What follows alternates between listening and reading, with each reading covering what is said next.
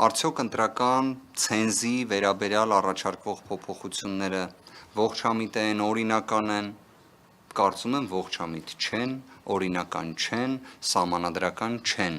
Եթե քաղաքացիական պայմանագիր կուսակցության անդամները կամ պատգամավորները, ովքեր այդ նախագծի հեղինակներն են, լինեն լիարժեք անկեղծ, իրենք կարող են ընտրական նոր ցենզ սահմանել։ Ընտրություններին կարող են մասնակցել միայն քաղաքացիական պայմանագիր կուսակցության աջակիցները կամ քաղաքացիական պայմանագիր կուսակցության հետ համագործակցող կուսակցությունների անդամները աջակիցները։ Դա կլինի շատ անկեղծ, դա կլինի իրական նպատակի բացահայտումը։ Սա ընդհանուր առմամբ պատասխանս ձեր առաջին հարցին, ինչ վերաբերում է արդյոք նշվածը կապ ունի սահմանադրական դատարանում գործընթացի հետ թե ոչ, չեմ կարծում եմ այն ավելի այլ նպատակներ է հետապնդում, որոնց վերաբերյալ այս փուլում երևի թե դեռ վաղ է խոսել։ Սահմանադրական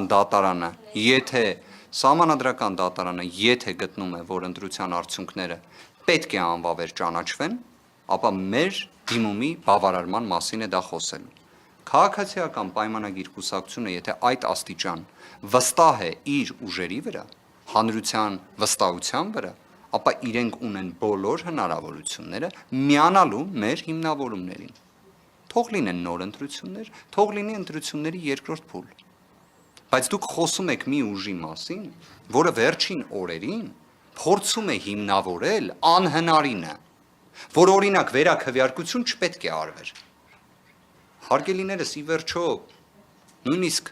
ձեր ստեղծած սահմանադրական բարեփոխումների հանձնաժողովի անդամը կենտրոնական ընտրական հանձնաժողովի կողմից որպես դիտարկվող անձը,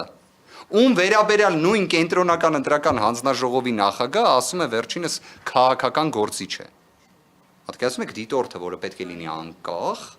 ԿԸՀ-ի կողմից տրված վկայականի հիման վրա, նույն ԿԸՀ-ն հիմա իրեն լրիվ այլ աչքերով է նայում։ Հիմա ինչի մասին ենք խոսում։ Տիկին Մելոյանի կողմից կատարված հայտարարության վերաբերյալ մի բան հաշվի առեք։ Ի վերջո նշված հարցի վերաբերյալ վստահ եմ իր պատասխանը կկարողանա տալ, շատ հստակ, կարծես վերջին շրջանում նկատվում է ամեն մի